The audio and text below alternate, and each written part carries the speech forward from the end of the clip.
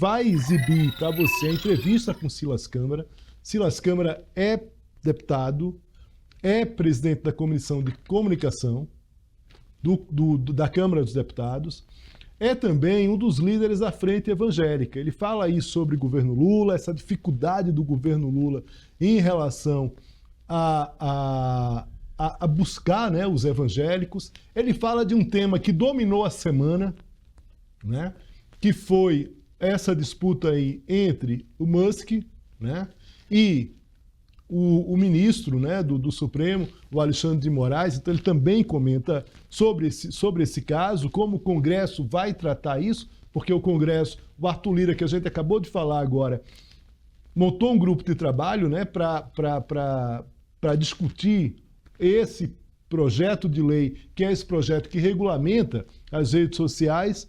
A gente vai exibir aqui a entrevista com Silas Câmara. Ele é crítico, ele acha que tem que regular, então eu queria atenção nessa entrevista. É um deputado que votou no Bolsonaro, é um deputado ligado à Frente Evangélica, que critica o governo Lula pela não aproximação com os evangélicos, mas, ao mesmo tempo, tem uma posição forte em relação à regulação das redes sociais. Agradeço aqui também a audiência aqui, Pedro Silva, Luiz Antônio, Marco Moura, Fábio Franco, tem gente aniversariando, Luca Treze está aniversariando hoje, parabéns, Sérgio Antônio, enfim, gente aqui comentando no site do YouTube aqui do SBT News, né?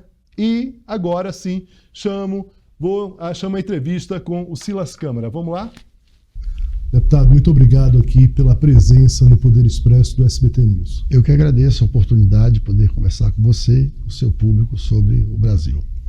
Deputado, o senhor está na presidência da Comissão de Comunicação e tem um assunto hoje que trata diretamente disso, que é esse assunto que está, vamos dizer assim, a energia das redes e o próprio debate político, essa disputa, vamos dizer assim, entre o Elon Musk, né, e o ministro Alexandre de Moraes, que acabou, né, voltando o tema de um projeto para regular as redes. Minha primeira pergunta é: como é que o senhor está acompanhando essa disputa entre um empresário estrangeiro e um ministro do Supremo Tribunal Federal? Acho que você já resumiu bem. É um empresário estrangeiro que é proprietário de algo que ele está querendo discutir, e no caso do interesse empresarial dele, tem tudo a ver com o interesse não só empresarial, mas também o que isso pode ter em termos de reflexão em havendo uma regulamentação das Big Techs, no caso das redes sociais, que é o que a gente está acompanhando nesse momento. E o Supremo Tribunal Federal, eu costumo dizer que o Supremo Tribunal Federal faz parte de um poder que não funciona espontaneamente ou pela sua própria vontade em nada. Tudo que o Supremo Tribunal faz e tudo que a justiça brasileira faz é provocada por alguém.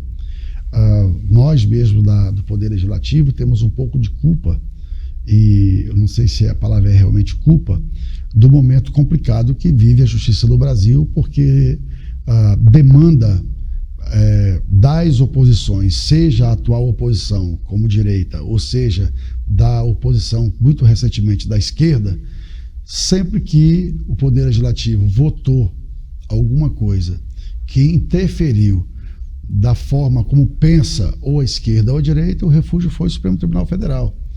Então, eu costumo dizer que a regulamentação das mídias sociais, ela é necessária para que se pare com a narrativa e com o argumento de que o Supremo Tribunal está legislando. A única forma do Supremo Tribunal Federal parar de legislar é a gente aprovar uma legislação moderna, como existe hoje nos 4 cantos do planeta, nos países mais desenvolvidos, que regule esse setor. E, obviamente, que o comportamento do Elon Musk nesse momento, ele diz respeito à quantidade demandada pela sociedade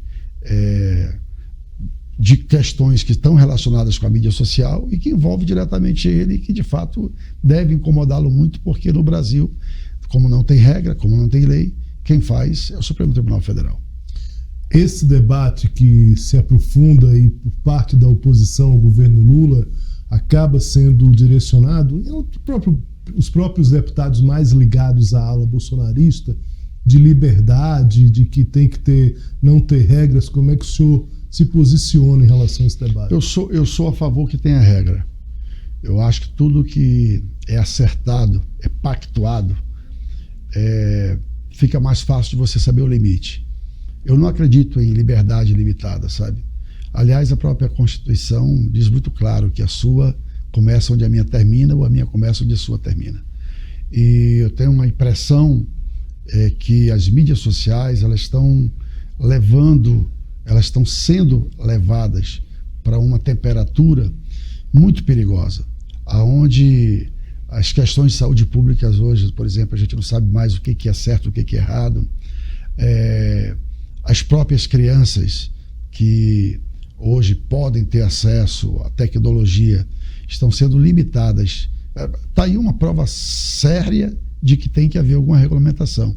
As próprias crianças hoje, adolescentes, jovens, não podem mais ter um equipamento tecnológico porque o pai e a mãe não sabem que tipo de informação vai ser passada, o que demonstra que, para mim, como brasileiro, como ser humano, como pai de família, tem que haver alguma regulamentação. E quer que eu te diga, eu não acredito, sinceramente, e nem acredito que as pessoas acreditem, que uma regra votada pelo Congresso, onde tem 513 deputados federais, com variáveis de representação de todos os ramos da sociedade, possa ser um limitador de liberdade. Eu não acredito nisso.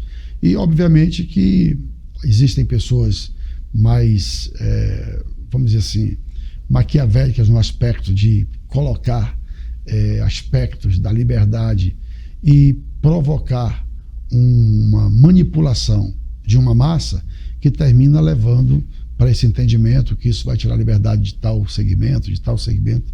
Eu não acredito. Eu acredito que uma lei aprovada na Câmara dos Deputados, no Senado da República, portanto no Congresso Nacional, ela pode produzir, sim, um bom resultado na regulamentação desse setor. Agora, de qualquer forma, a tentativa de um projeto anterior acabou não avançando, se decidiu, a partir desse embate do Musk e do Moraes, arquivar o projeto antigo, definitivamente, se criar um grupo de trabalho para que se avance. O senhor acredita que dessa vez isso pode ter de fato um avanço e por quê? Acredito, porque na Câmara e no Congresso sempre funciona assim. É muito simples. Tem o 2630, que por força das narrativas e da mobilização que houve nas mídias sociais e nos interessados em que não houvesse regulamentação, se tornou um projeto carimbado, mas o presidente da Câmara, o deputado Arthur Lira, na entrevista, me parece que deixou muito claro. Em 60 dias eu apresento alguma coisa para a sociedade. Então eu tenho certeza absoluta que a formação do grupo de trabalho foi o seguinte recado: vocês querem uma lei modulada?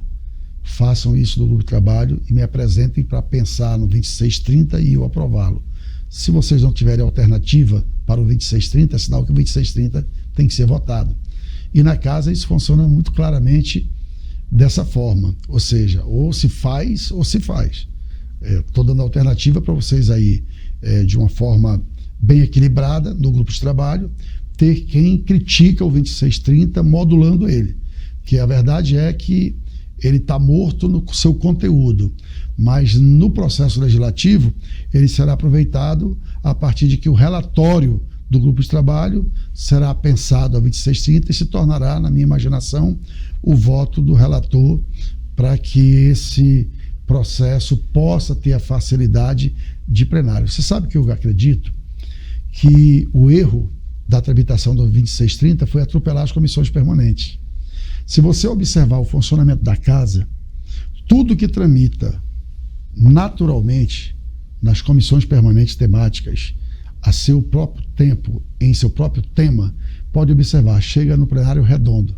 O 2630, ele é uma consequência do atropelo regimental.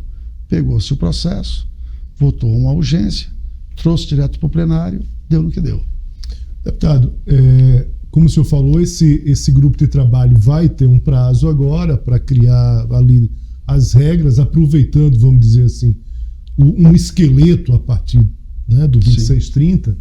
Agora, de maneira específica, se a gente fosse colocar 3 ou 5 pontos importantes que se precisa olhar para que esse projeto, esse novo projeto, ele possa marcar. Quais são os pontos principais que o senhor acredita? Estou falando aí, por exemplo, punições para Big Techs, enfim, um leque aí de pontos que eu queria que o senhor ligasse para a gente, pelo menos 3 ou 5, quem sabe. Eu vou começar, se você me permite, pelo ponto que se tornou a principal narrativa e que mobilizou o Brasil contra o 2630, que é a certeza da liberdade de expressão, principalmente da liberdade de expressão e de culto, que ficou muito subentendido no relatório do atual deputado Orlando Silva, que foi o relator do 2630, uma resistência muito grande. Se ele tivesse colocado no 2630 que todas as regulações elas dariam a convicção de que princípios constitucionais de liberdade de culto, religião, que foi o que mais mobilizou o Brasil, estariam garantidos, ele teria tido metade do caminho andado. A segunda coisa que eu acho muito importante e que eu, inclusive, votaria contra o 2630, mesmo que tivesse a liberdade religiosa, foi a questão da regulação e do monitoramento ter ficado para que o governo definisse a agência ou o órgão que faria a fiscalização. Achei que ali ficou uma coisa muito, para dizer assim, o governo está na mão do governo. Acho que aquilo ali foi um ponto muito ruim. Nesse caso, qual seria a solução? A própria Anatel, não tenho dúvida nenhuma. Eu sou presidente da Comissão de Comunicação, estou há 28 anos membro titular na Comissão de Comunicação e eu posso garantir à população brasileira que a Anatel tem integridade, capacidade técnica e isonomia para fazer um belíssimo trabalho nessa fiscalização. 2. Terceiro, de fato, para um projeto ficar bom, ele tem que ter penalidades e responsabilidades claras. Não dá para o SBT, por exemplo, ter um proprietário, ter um dono, ter uma concessão pública, alguém numa entrevista agride ou ataca a honra de alguém e essa pessoa não ter direito de resposta pleno. E nas mídias sociais você sabe que isso não existe nem possibilidade de ter, porque mídia social é algo que não se controla mesmo de verdade, porque o compartilhamento, a multiplicação dessa informação, ela pode ser manipulada da forma deturpada de que a informação negativa se multiplica e quando o direito de resposta vier no mesmo órgão, ou no mesmo canal, ou na mesma endereço digital, não tem o mesmo compartilhamento, portanto, isso é uma coisa que não vai acontecer nunca mais em termos de reparação. Então, essa questão da reparação e das responsabilidades é uma coisa muito importante. Eu também acredito que um dos pontos que terminou sendo empecilho para a aprovação do 2630 foi muita coisa num projeto só de lei. A questão, por exemplo, dos direitos autorais, dos direitos jornalísticos, que você faz uma matéria, as pessoas usam a tua imagem, usam a tua informação, e isso gera milhares de resultados financeiros para quem está usando e não remunera quem investiu, quem se preparou, quem gerou o conteúdo. Isso é uma questão muito importante e acho que, de fato, a responsabilização das pessoas que produzem conteúdo, que hoje o máximo que estão fazendo é pedindo desculpas, ou o Supremo inferindo, dando uma multa financeira, alguma coisa assim nesse sentido, que deve ficar muito claro. Então, eu acredito que nesse grupo de trabalho, agora formado, que eu tenho a impressão que o presidente Arthur Lira teve o cuidado, até porque ele sabe o que ele passou na tentativa de aprovação do 2630, onde está ali no Congresso, não é nem nos partidos, é nos grupos, porque hoje o PL, por exemplo, é um partido de oposição, mas ele é governo e é oposição. Então, a verdade é que os feudos de interesses mais particulares ali é que vão ter presença desse grupo de trabalho, eu não vou poder reclamar a falta de oportunidade para gerar um bom material ou uma boa lei que atenda tanto o setor, como atenda também o interesse de quem pratica, quem opera as mídias sociais, mas também, e eu acho até que principalmente da sociedade. Deputado, o senhor tem uma presença e uma liderança forte, tanto na bancada evangélica e também dentro do grupo, né, da sua própria igreja. Eu queria entender uma coisa que talvez o próprio governo não entenda. Onde está a dificuldade do governo em se comunicar com os evangélicos e tentar avançar em relação a esse grupo? E a gente sabe que essa polarização também está muito ligada à dificuldade do governo, e não só a polarização, mas alguns índices do próprio presidente Lula negativos, está ligado justamente à dificuldade dele em não ter essa, vamos dizer assim, essa ligação, ou quem sabe uma religação, porque nos primeiros 2 mandatos do presidente Lula, essa ligação talvez estivesse mais efetivada, e que de fato no governo Dilma se perde, principalmente no governo 2, e depois de 1 ano e mais 4 meses aí de governo, muito claramente o governo não consegue avançar em relação a esse público. Queria uma avaliação do senhor. Tenho a impressão que teve um tempo na vida, na história do Partido dos Trabalhadores, que o presidente Lula, além de ser o maior líder partidário, ele era também o maior discipulador e controlador das pessoas que estavam debaixo da liderança dele. Aconteceu todos os fatos que o Brasil conhece, e o presidente Lula passa um bom tempo isolado e volta para o PT, na minha avaliação, desconhecendo quem é o atual PT. E eu digo isso pelo simples fato de que o atual PT passou pelo impeachment da Dilma, tendo que conviver com Temer, e depois passa 4 anos tendo que viver com um governo de direita, e que colocou como espinha dorsal da sua administração uma pauta de princípios, de comportamento. E quando Lula volta e ganha a eleição para presidente da República, ele passa a governar, e todo mundo conhece, todo mundo sabe que é uma característica dos governos de esquerda, mas principalmente do PT, a interação e o diálogo com os conselhos. Conselho de Saúde Federal, Conselho de Saúde Municipal, Conselho de Saúde Estadual, e agora voltou com muita força, porque como estava fora do poder durante muito tempo, essa turma toda, quando viu um governo de esquerda tomar posse, eles correram para os lugares estratégicos, e ninguém, sendo presidente da República, controla tanta coisa. E essa multiplicação e essa sede da esquerda de tomar conta de todos esses conselhos, que é quem, em tese, orienta o governo para as suas decisões, começaram a produzir muita coisa ruim, muita coisa danosa, na minha opinião, para as famílias brasileiras e para a sociedade brasileira. Temas que já haviam sido arrefecidos e que o debate já estava controlado no aspecto de que o governo não deveria se meter neles, e esse mérito o próprio bolsonarismo teve no seu governo, que as pautas de costume não foram as prioridades do Poder Legislativo, por exemplo. Então, isso voltou com muita força. O que acontece? O presidente da República, ele está um equilibrista profissional entre frear esse debate da pauta de costumes para poder estabilizar o Brasil, trazer, quem sabe, para uma maioria de unidade, porque unidade completa jamais, ou governar o Brasil com essa política de coalizão que dá a ele a necessidade de estruturar um governo com mais de 30 ministérios, onde vários deles verticalizados partidariamente, cria uma dificuldade muito grande, inclusive, para o relacionamento com o Congresso Nacional.